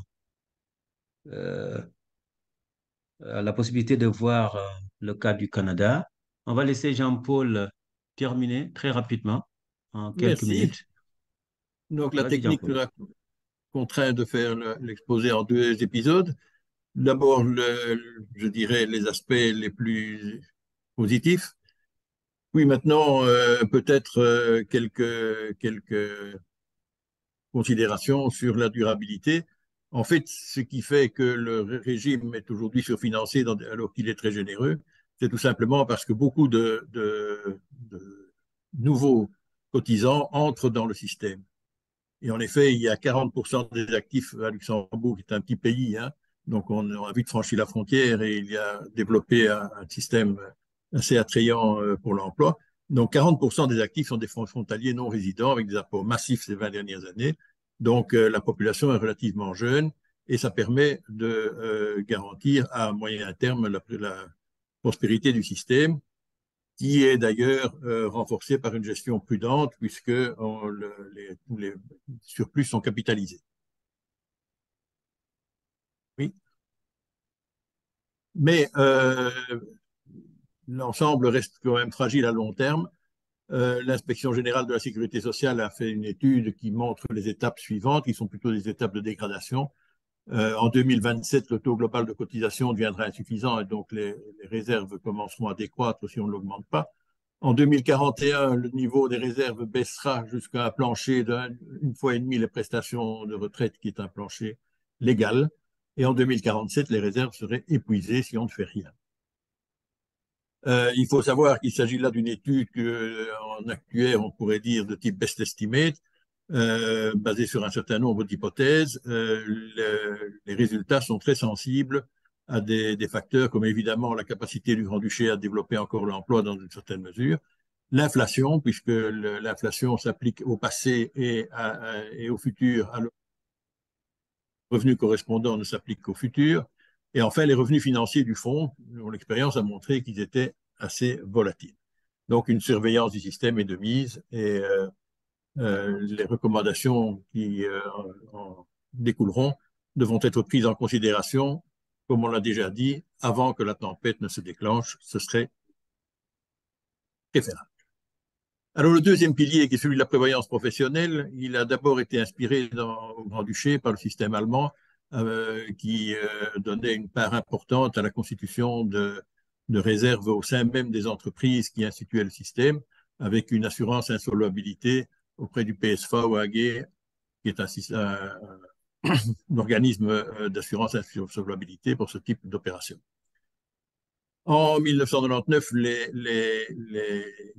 avec l'introduction de la nouvelle loi sur la pension complémentaire, beaucoup de ces régimes ont été convertis dans des régimes d'assurance ou dans des fonds de pension.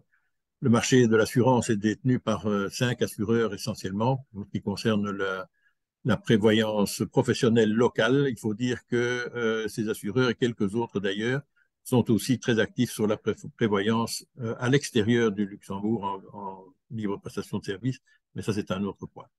Donc je dirais qu'en 2023, on doit approcher les 500 millions d'encaissements. pour les assureurs, l'encaissement des fonds de pension n'ayant pu être confirmé à ce stade.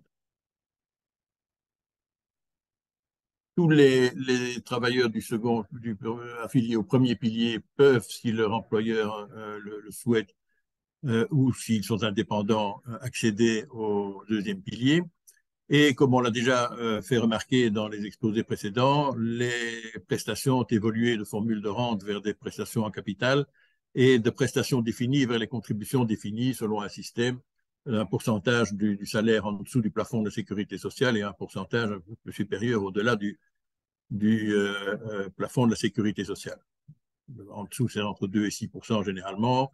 C'est entre 6 et 12 au-delà du plafond de la sécurité sociale, mais c'est indicatif. Le fait que l'on travaille en contribution définie, comment dirais-je, mis sur l'affilié plutôt que sur l'entreprise, le risque de voir la progression des salaires entraîner un coût supplémentaire. Donc, en fait, la contribution définie se situe aussi sur une forme de salaire moyen et donc ne comble pas parfaitement le déficit entre le salaire final et la pension initiale. Notons au passage que des formules et des paramètres différents peuvent être appliqués à des catégories à l'intérieur même d'une entreprise, à condition que ces catégories soient objectivables. Bien entendu, une fois que le régime est instauré dans une entreprise, il est obligatoire pour les nouveaux affiliés, les nouveaux employés de ces entreprises. Passons ici rapidement sur le fait qu'il y a des possibilités pour les affiliés d'investir les allocations de retraite dans des assurances liées à des fonds. Que les formules de taux de garantie se sont limitées avec le temps, en ce sens qu'on ne prend pratiquement plus de garantie liées à des prestations, à des primes futures, que le taux est devenu flottant ou bien semi-flottant, c'est-à-dire lié à chaque prime annuelle. Les affiliés peuvent verser une contribution personnelle. Le plan doit toujours prévoir cette possibilité et qui, elle, est, comment dirais-je, obligatoirement assortie d'un taux garanti qui est lié à celui qui est fixé par le commissariat aux assurances, l'organisme de régulation, pour ce qui concerne les opérations d'assurance vie à long terme, c'est-à-dire les opérations de plus de 8 ans. Il y a aussi des prestations d'essai en capital et des exonérations de primes d'essai et retraite en cas d'invalidité qui sont très généralement présentes dans les plans. Les droits sont acquis inconditionnellement après 3 ans d'affiliation, c'est une disposition européenne. Pour les cotisations et les contributions personnelles, ils sont acquis immédiatement. Les affiliés qui quittent l'entreprise peuvent accéder à différentes formules pour continuer leur plan, soit chez le nouvel employeur, soit chez l'ancien, soit encore dans un plan un régime dûment agréé, comme on dit à Luxembourg, qui est de type individuel.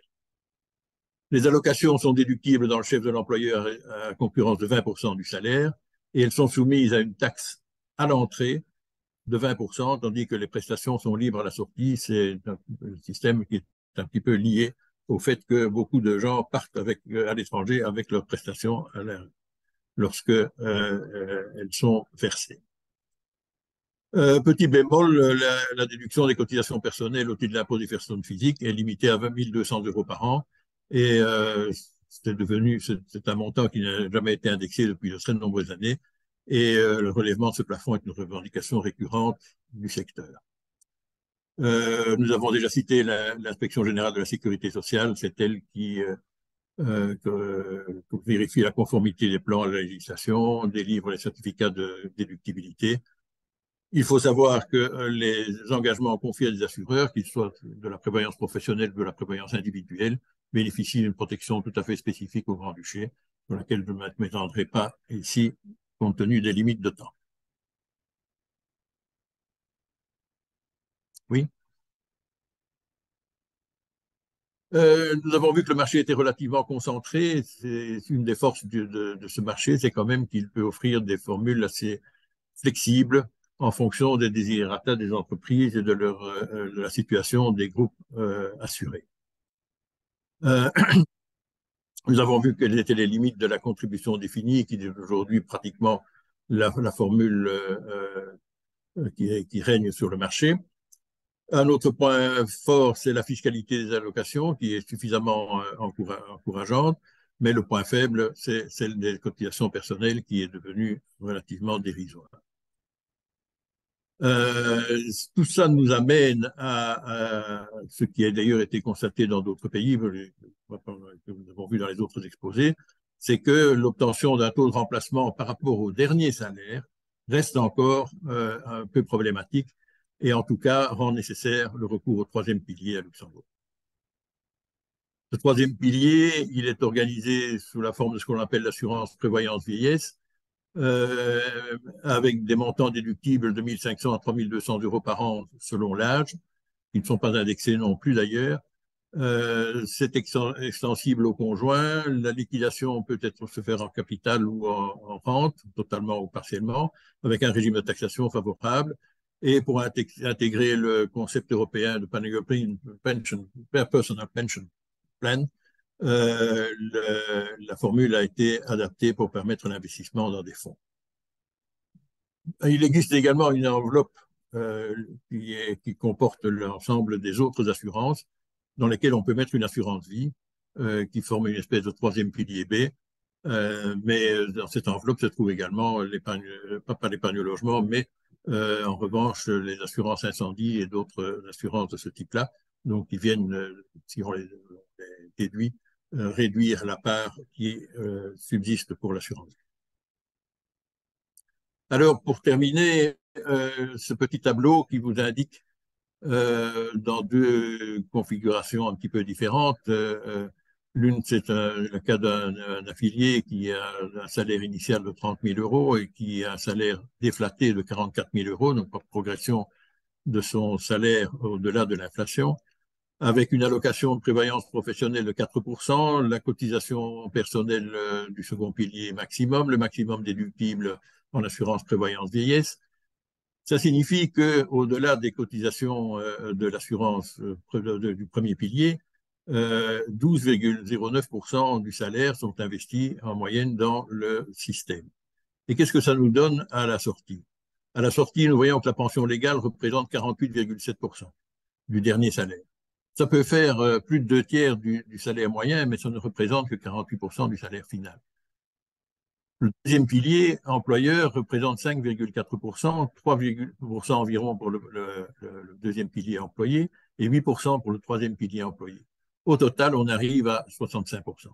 Mais si on ajoute quelques augmentations ponctuelles qui ne sont pas forcément gigantesques, puisque le salaire final n'est pas encore le double du salaire initial, on s'aperçoit que le taux de remplacement global ne dépasse guère 50%. Ce qui est intéressant à noter, c'est que pour obtenir 1% supplémentaire, il faut investir 0,7% de son salaire tout au long de la carrière.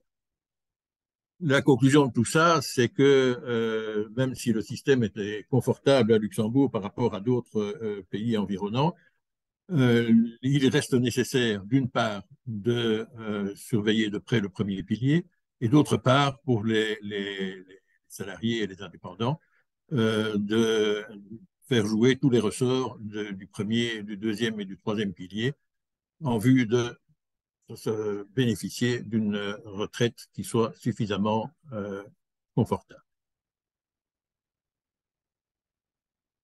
Je vous remercie. Merci Jean-Paul. Merci Jean-Paul, hein. Merci beaucoup. Je pense que nous avons débordé de 10 minutes. On va essayer de répondre à quelques questions. On ne pourra pas répondre à toutes les questions qui sont vraiment d'une pertinence, hein. Je suis passé sur le chat tout à l'heure et les questions sont très, très pertinentes. Mais vous savez, nous savons tous que c'est pas facile de tenir un webinaire en plus de temps. Alors, pour la première question que je vais Et enfin, la première question revient à Niels.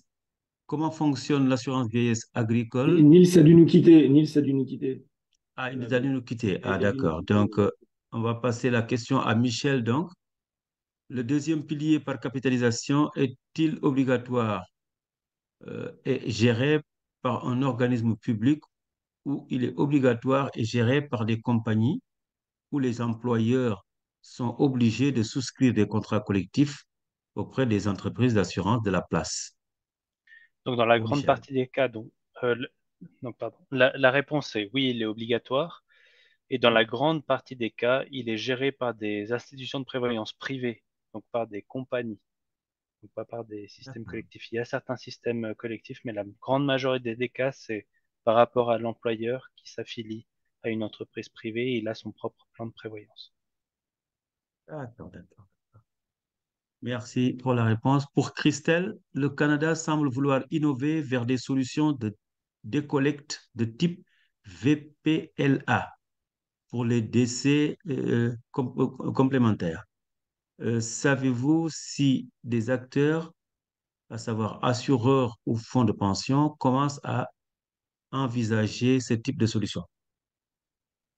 Oui, donc très intéressant comme question. Donc peut-être pour l'assistance, le VPLA, c'est ce que j'ai appelé la rente dynamique tout à l'heure, c'est-à-dire que les gens vont accumuler des sommes dans un régime à cotisation déterminé pendant leur période d'emploi et lors de la retraite, choisir de le verser dans le VPLA, qui est une sorte de régime à prestation cible, donc une mise en commun des risques de rendement et de mortalité. Ils vont recevoir une rente mensuelle à partir de ça, dont le montant va varier selon la situation financière du VPLA. C'est quelque chose qui est relativement nouveau encore au Canada. Il y a eu des aménagements récemment dans les lois pour le permettre. Et je pense que oui, c'est présentement à l'étude chez certains assureurs et dans certains groupes de pouvoir en mettre sur pied et que ça aille de l'avant. C'est encore tout nouveau, mais je pense qu'il y aura des grands développements là-dessus dans les prochaines années. Merci beaucoup. Question pour Jean-Paul. Euh, euh, que représente la part de capitalisation dans le système de retraite de Luxembourg? Alors, qu'est-ce qu'on entend par la part de capitalisation, si c'est le rapport premier et deuxième pilier? Le deuxième et troisième pilier représentent à peu près, je dirais, 10 à 15% du système de répartition. À l'intérieur du premier pilier, les cotisations représentent un montant beaucoup plus important que les revenus du fonds. Merci beaucoup. Alors, une question pour tous. Existe-t-il des solutions pour passer d'un système par répartition sans réserve à un système par capitalisation au moins partielle? Je pense que la question mérite d'être répétée. Existe-t-il des solutions pour passer d'un système par répartition sans réserve à un système par capitalisation au moins partielle? Euh, Si je peux me permettre, je Réponse libre. pense que la première chose à envisager, c'est d'entamer le système de capitalisation, d'une part pour les nouveaux entrants, d'autre part pour les augmentations, et son extension à l'existant est évidemment extrêmement délicate parce qu'il n'y a pas de réserve, donc il doit être financé exclusivement par des hausses de cotisation, ce qui, je pense, n'est pas praticable ou n'est praticable que dans une certaine limite. Donc, pour faire la transition, je pense qu'il faut assurer un petit peu comme on voit au Canada, où le nouveau régime s'applique aux nouveaux entrants, ou en tout cas aux personnes, aux nouvelles cotisations. Ce n'est pas forcément uniquement les nouveaux entrants, mais c'est aussi les gens qui sont dans le système, mais pas pour la revalorisation du passé. Merci Jean-Paul, merci. Nous avons largement débordé.